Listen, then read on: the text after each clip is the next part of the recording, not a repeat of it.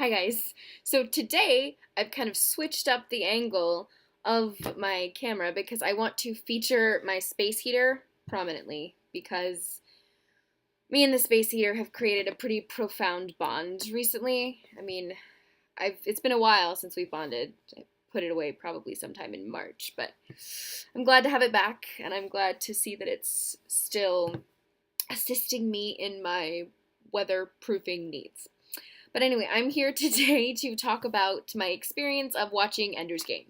Now, my experience was a little bit unique because I taught the book to my students, and then I met my students at the theater. And we had this collective kind of watching the movie together. They didn't all get to sit next to me, and then there was a little bit of bickering over who got to sit next to me, which was both flattering and a little alarming. Because I'm just like, guys, personal space. But anyway,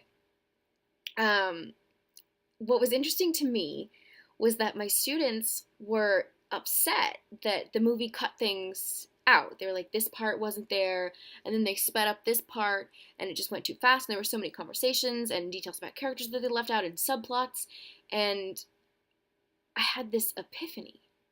My students had never before experienced reading a book and then having it be turned into a movie, which for us Harry Potter kids, like, when we would approach a film, we would just be hoping that they didn't cut out too much. Like, we understood that was a given, but my students really didn't have that. They were just like, how do they do this? How do they get away with this?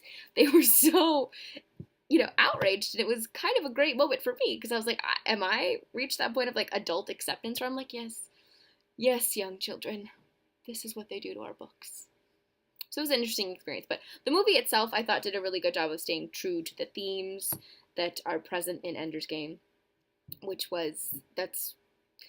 a theme girl, so that was really helpful to me. And I thought that Asa Butterfield did a fantastic job as Ender, because he still looks young enough that you can kind of picture him as, like, Ender towards the end of the novel. I like that they didn't include too much of the religious ending of the book where it got a little, like, new gospel-y, so that was kind of out. They didn't focus too much on Peter, so the parts where they did focus on Peter, it might have been jarring for somebody who didn't read the book, because you're like, why is Ender so freaked out about Peter? Because you don't really get the, like, violent backstory. But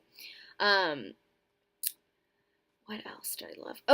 They kind of altered the character of Dap, and I was a little worried because I didn't really particularly have any affinity for Dap in the book, but they made him, like, indispensable to the film, and the scenes with Dap and Ender were quite possibly my favorite.